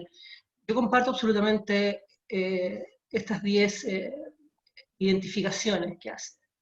Pero siento que hay que como dar énfasis en este tema como parte de esas 10, ¿no? Esta cosa de la violencia estructural, que me parece que es un tema de confianza, que por ahí va, ¿no?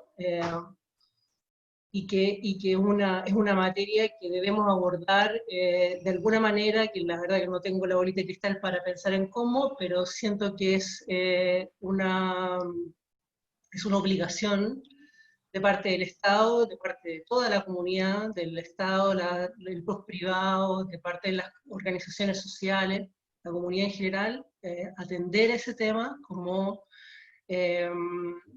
un desafío tremendamente necesario para poder construir esta cosa común en la múltiple escala, ¿no? Eso es lo que me surge, Alejandro. Muchas gracias, Claudia. Yo comparto contigo eso. La violencia, el otro día en una reunión del Consejo de Política Urbana, tratamos casi toda la reunión este tema de la violencia en política urbana, y es clave. Quiero terminar pidiéndole a mi amigo Enrique Lesser, constructor, miembro de Desafío, que también nos dé su comentario, testimonio de lo que hemos escuchado. Y estoy seguro que con su visión innovadora nos va también a ayudar a seguir construyendo el camino de demonización. Enrique, ¿estás por ahí? ¿Qué tal? Buenas tardes a todos. Gracias, Alejandro, por participar en este conversatorio que es de la máxima importancia a mi modo de ver. Yo me dedico a urbanizaciones en la zona sur de Chile como negocio inmobiliario, ¿no es cierto? Pero no en el ámbito de la vivienda social, pero que sí tiene varias cosas en común y que son atingentes a lo que estamos conversando, sobre todo de participación de la comunidad. Creo que es bastante desalentador también en nuestro caso, en la inmobiliaria, cuando hemos dejado áreas verdes con bastante cuidado, ¿no es cierto? Y tratando que sea de la mejor forma posible, y volver a los 5 años y ver que está prácticamente botada, sin ninguna mantención y en pésimas condiciones. Entonces creo que sin duda es una cosa bastante más transversal de lo que nos imaginamos, más que el problema en la vivienda social, que sí es urgente sin duda por el valor que se le agrega a un barrio, ¿no es cierto?, un área verde, pero hay un problema más profundo de base. Entonces, en ese aspecto yo creo que aquí el aporte y el trabajo en conjunto entre municipalidad, comunidad y la empresa es fundamental. O sea, tiene que haber un compromiso de ambas partes de que si se va a hacer una inversión importante, se mantenga en el tiempo. ¿Sí? Eso es básico, si no es botar la plata en forma descarada. O sea, a mí de repente me duele la guata ver cosas que se han hecho, ¿no es cierto?, que han tenido un costo no menor y están botadas, y se perdió. Se podrían haber hecho quizás 2, 3 casas más, podría haber sido más rentable y más beneficioso. Entonces, esa interacción, yo creo, Alejandro, que es la que hay que promover en forma más intensa. Yo creo que hay experiencias internacionales que así lo han ido demostrando. Me imagino de que habrá algunas fórmulas con las cuales a la comunidad misma asignarle ciertas responsabilidades y que puedan hacerse cargo. creo que también es importante lo que se comentó aquí de la consulta a la comunidad para ejecutarla. El ejemplo que daba sobre el kiosco a nosotros también nos pasó algo muy parecido en Puerto Montt, en un loteo que estamos haciendo, que en Puerto Montt hay unas terrazas. Entonces las terrazas topográficamente van generando buenas locaciones para las vistas a la bahía. Y nosotros estamos justamente en una de ellas, en un proyecto, y obviamente en la ladera hicimos un área verde, y además diseñamos un mirador con una estructura, ¿no es cierto?, y con un techo, y con unas bancas, y que se veía perfecta la bahía de Puerto Montt. Bueno, al poco tiempo empezó a deteriorarse, a romperse por la acción bastante vandálica, claro, y después empezamos a preguntar con la comunidad, y decían, no, pues ahí se juntan los patos malos y ustedes le pusieron un techo, y fuimos a la municipalidad a averiguar qué es lo que podíamos hacer, y nos dijeron lo mismo, sáquenle el techo. Así que quedaron con las estructuras nomás, y se eliminó un foco de concentración de delincuencia, pero a su vez se perdió un muy bonito mirador. Entonces ahí hay mucho que hacer, hay mucho que hacer.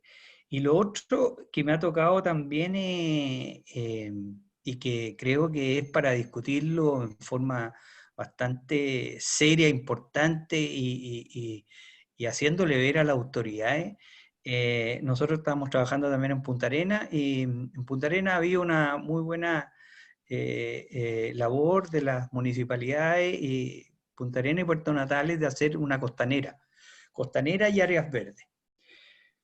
Pero nos hemos encontrado con unos proyectos que son para lo que a mucha gente les gusta, los países nórdicos, espectaculares, con unas cosas pero carísimas.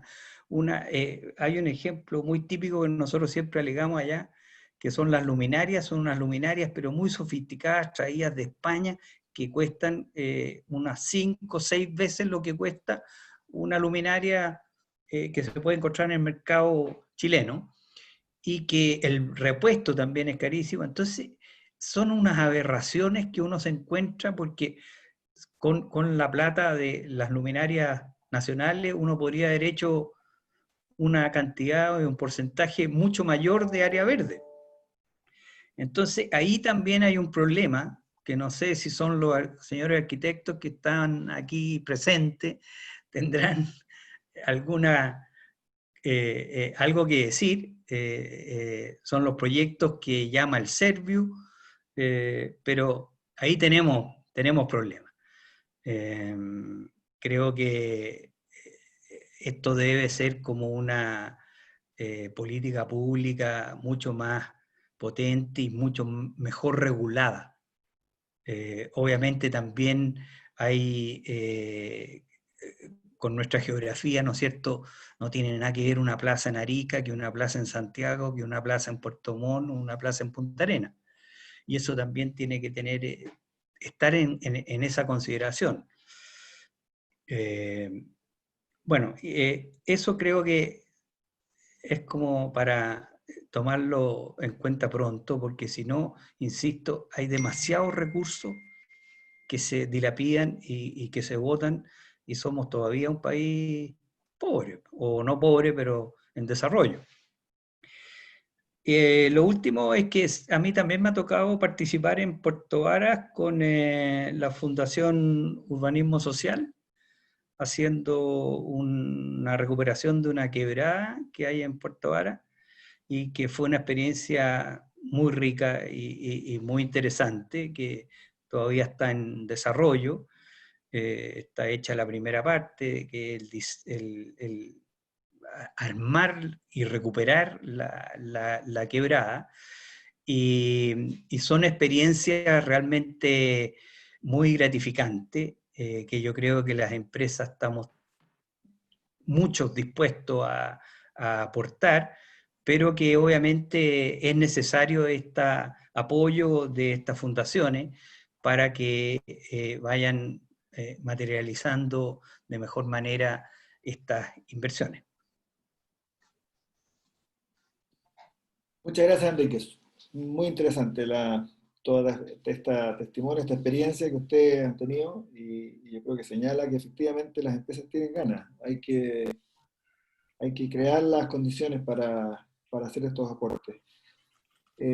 Con esto termina las presentaciones. Tenemos hartas preguntas. Yo le voy a pedir a Carlos Urriola, director ejecutivo de Desafío, si nos puede ayudar a administrar estas inquietudes para poder cerrar, ojalá en unos 10 minutos, y no tomarnos el tiempo de ustedes más allá de la cuenta. Carlos, ¿está por ahí? Sí, gracias Alejandro. Tenemos hartas preguntas. Voy a tratar de hacer un pequeño resumen de algunas. Primero tenemos agradecimiento, y siempre es bueno ponerle la presentación, uno de Fabiana Gonzalo, que agradecimiento por la presentación y la vocación que muestra como empresario a desarrollar proyectos de integración a los más vulnerables.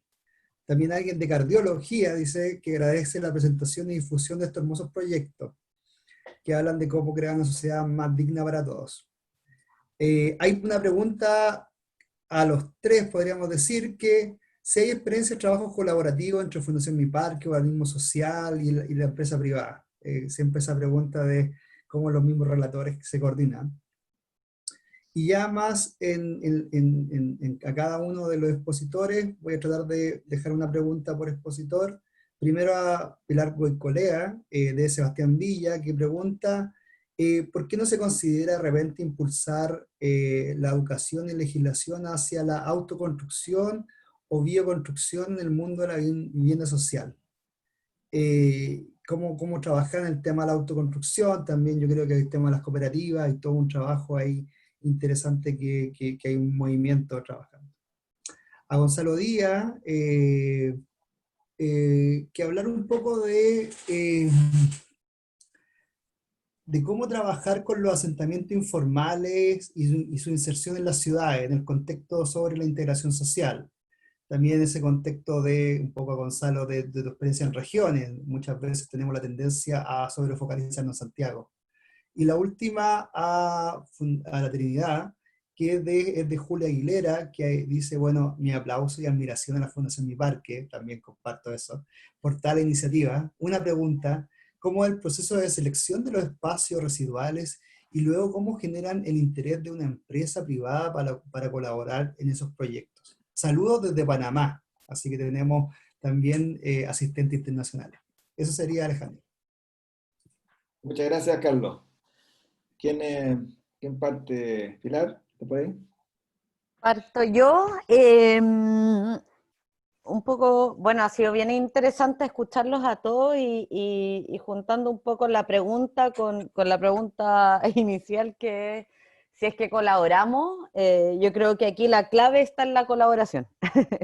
Y efectivamente nos gustaría probablemente con la Trini colaborar más, pero entender que como en las empresas o como en cualquier espacio existe la competencia o existe la colaboración, y creo que hemos elegido la colaboración como camino.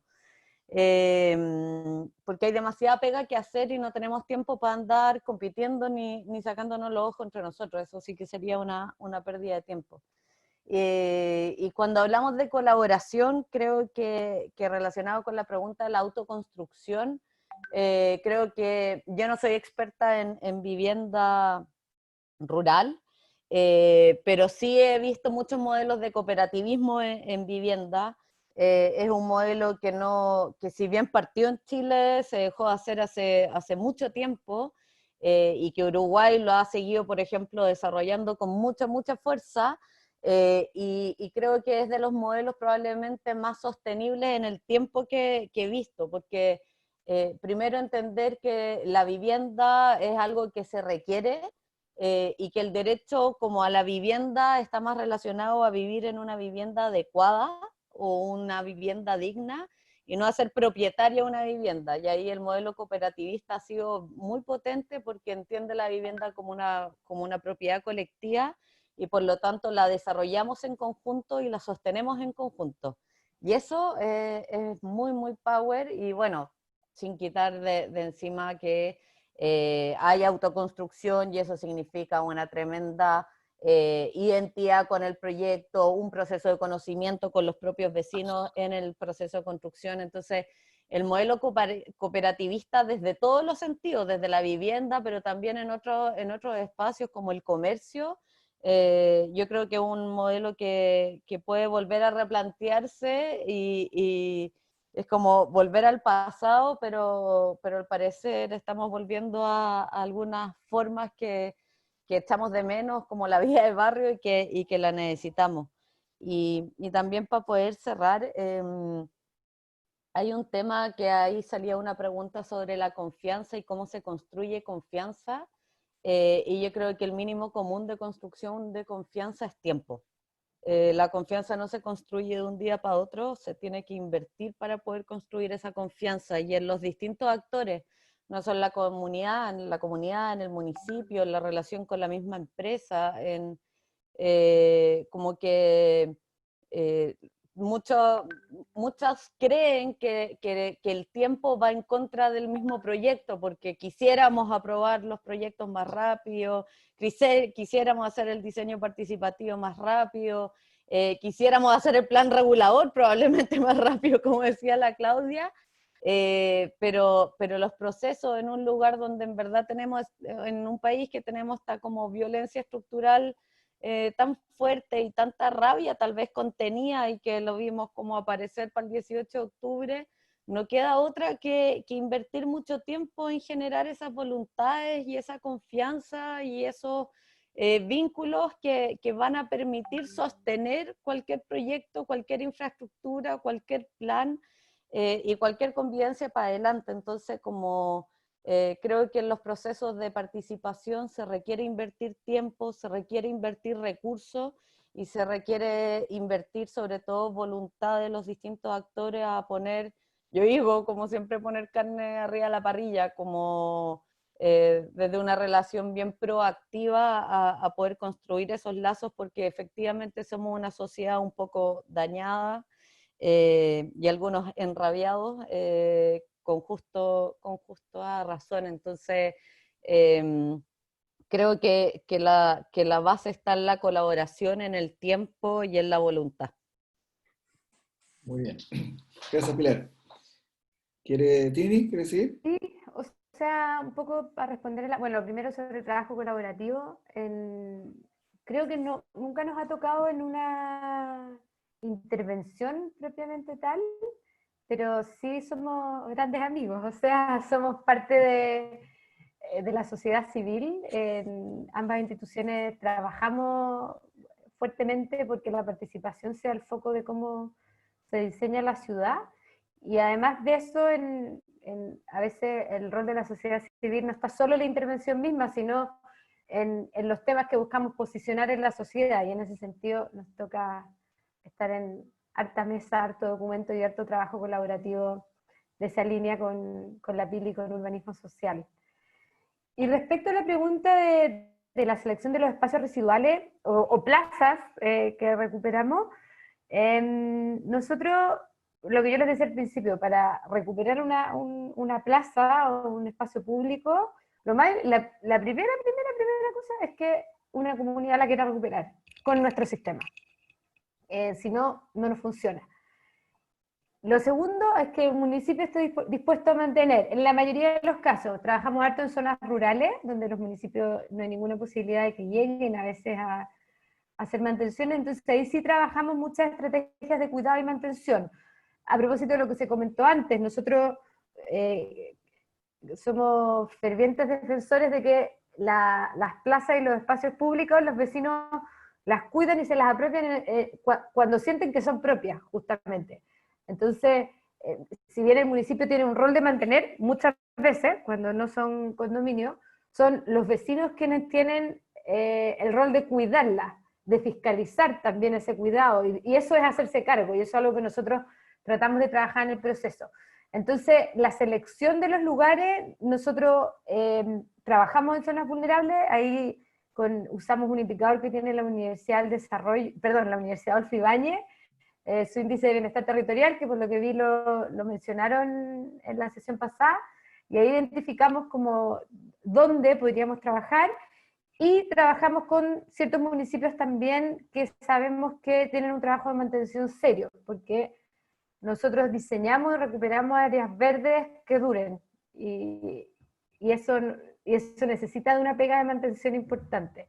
Pero en todo caso, en nuestra página web, las comunidades pueden postular, se los voy a dejar mandado por el chat, pero las comunidades pueden postular, es una postulación súper simple para dejar su plaza en nuestro banco de proyectos, y nosotros le vamos buscando financiamiento con distintas empresas que se acercan porque quieren financiar un proyecto de este tipo. Súper, gracias Tini. Gonzalo, ¿quieres cerrar? Sí, mira, respecto a los procesos colaborativos para el desarrollo de los proyectos, yo creo de verdad que se puede hacer muchísimo más, ¿no? Pero hay algunas instancias, como por ejemplo estas mesas de trabajo con los equipos del Serviu, ¿ah? De alguna manera, con la experiencia que tanto los equipos de trabajo del Serviu como las empresas que nos dedicamos a esto, ya tenemos experiencia, sabemos más o menos lo que la gente quiere, y se hacen estas mesas de trabajo donde se discuten los proyectos, las posibilidades de mejora. Esa es una instancia que existe, que está dentro del programa y que se ocupa bastante. No obstante, tengo que decir que yo siento que falta la incorporación también de futuros pobladores o de pobladores que cuenten sus experiencias. Y ahí hay un tema que yo creo que hay que de verdad perderle el miedo, ¿no? Porque por una parte las exigencias y las ideas pueden ser muchas y muy variadas, y por otra parte alargar los procesos, quiero decir las cosas tal como las pienso. Entonces yo creo que sería muy conveniente, el tema es cómo lo ordenamos y cómo lo llevamos a cabo. En la práctica, para terminar ese punto, nos hemos ido quedando con las experiencias, tanto del personal del Serviu, como de las empresas que nos dedicamos a esto, como para tratar de interpretar lo que la gente prefiere. Y en general, al final, en los proyectos, los que primero se ocupan, los que busca la gente, bueno, se está dando en la práctica de esa manera. Hay proyectos que por localización, por distribución, por aspecto de la casa, por cantidad de metros cuadrados, que por la disposición de las áreas verdes, en fin, la gente los busca. Y hay otros proyectos que cuando eso no está bien pensado, simplemente quedan ahí, se demoran un montón de tiempo en colocarse. Pero yo creo que ahí hay un tema que debiera pensarse una instancia en cómo en estas mesas de trabajo en conjunto del Serviu, cómo hacer factible que participen más junto con las empresas los pobladores, ¿ah? Y respecto a cómo incorporar los asentamientos, que era la pregunta, informales en los asentamientos formales. Yo creo que en estas relaciones de confianza que necesariamente se tienen que dar, y que pensar que estamos trabajando todos para lo mismo, y que se da fundamentalmente, hay dos instancias. Uno, que es el departamento de campamentos de los servios respectivos, donde tienen catastros, en fin, y ahí existe un nexo, pero yo personalmente, puede que haya gente del Serviu escuchando, pero creo que es más directo y conocen mejor cada caso y cada persona los departamentos sociales de las municipalidades respectivas. Yo creo que ese es el canal más lógico, más directo. Nosotros en las comunas donde nos hemos instalado, una de las primeras cosas que hacemos es establecer relaciones con los departamentos sociales de las municipalidades. Y ahí hay un tema también, porque si bien es cierto, hay que tratar de incorporar al máximo, a ver, las familias vulnerables y que viven en campamento tenían antes la opción de las viviendas de S19, o sea, solamente donde vivía gente del mismo estrato social, y teníamos estos ejemplos desastrosos como Bajos de Mena, en fin, o estos proyectos de integración social, donde la idea es que aprendan mutuamente a convivir y aprender unos de otros y a vivir mejor. Para eso, este programa también tiene pensado talleres de incorporación y de educación, y eso funciona bastante bien. Se puede mejorar más. Hay un aspecto, que lo quería nombrar antes, que en los campamentos, y ahí hay un temazo, pero hay que decirlo, o sea, porque hay que pensarlo y hay que tenerlo claro. Hay gente que perfectamente se puede incorporar en los programas de integración social. Y hay personas que desgraciadamente están en situaciones de delincuencia, de narcotráfico y qué sé yo, y que es bastante más complicado incorporarlo, cómo recuperarlos y cómo meterlos para que pueda haber una sana convivencia después al interior de estos conjuntos. Un poco eso, pero en resumen, a través de los departamentos sociales de las municipalidades, estableciendo unas muy buenas relaciones, yo creo que por ahí es el camino. Muchas gracias, Gonzalo. Bueno, estamos terminando, ha sido una jornada larga y agradecido de la paciencia también de los asistentes, de los amigos que nos acompañan hoy día. Muy agradecido de corazón de Pilar, de Gonzalo, de Trini, de Claudia, de Enrique, de Patti, que hicieron sus presentaciones y dieron su opinión. Estamos con el tiempo ya terminado, pero quiero pedirle a Carlos que cierre este segundo encuentro de Humanizando la Ciudad y también parece que tiene algunas invitaciones que hacer. Gracias, Alejandro, ¿no? Igual agradecer a todos y agradecer a la mayoría que se ha mantenido durante estas casi 2 horas de conversación muy interesante, una mirada efectivamente de los principales desafíos que tenemos como país, que es humanizar una ciudad. Así que agradecemos por mantener, y simplemente quería cerrar para invitarlo al próximo viernes 31 de julio a las 3 de la tarde, que vamos a tener un encuentro del ciclo Humanizando la Salud. Vamos a tener como expositor a José Manuel Díaz Olaya desde Barcelona, quien hablará un poco de las experiencias que he tenido en Europa para, desde la experiencia del COVID, generar una sociedad saludable, cómo efectivamente lo comunitario ha propiciado muchas veces de que pues, se haya podido controlar la pandemia en algunos sectores en Europa. Así que quedan súper invitados para esta conversación bien profunda en torno a la salud, en torno a la comunidad y en torno a cómo vamos también enfrentando la pandemia que todos actualmente la estamos viviendo. Así que eso, y simplemente cerrar, agradecer profundamente nuevamente a todos los expositores, a la gente que se pregunta, y finalmente a Alejandro Magni, que fue quien organizó todo esto, y también tras bastidores también a la Victoria Baquedano, que es quien organiza todo el tema del back office, mandar la invitación en los mails. Y para que sepan, les va a llegar casi inmediatamente después del encuentro una evaluación de nosotros, una evaluación del ciclo, para que vayamos mejorando y mejorando la conversación y mejorando también todo lo que tiene que ver con aspectos logísticos. Así que, sin nada más que decir, muchas gracias a todos, nos estamos viendo nuevamente en un nuevo encuentro y que tengan un muy buen fin de semana a cada uno y a sus familias también. Adiós. Buen fin de semana, que lo pasen bien. Chao, gracias.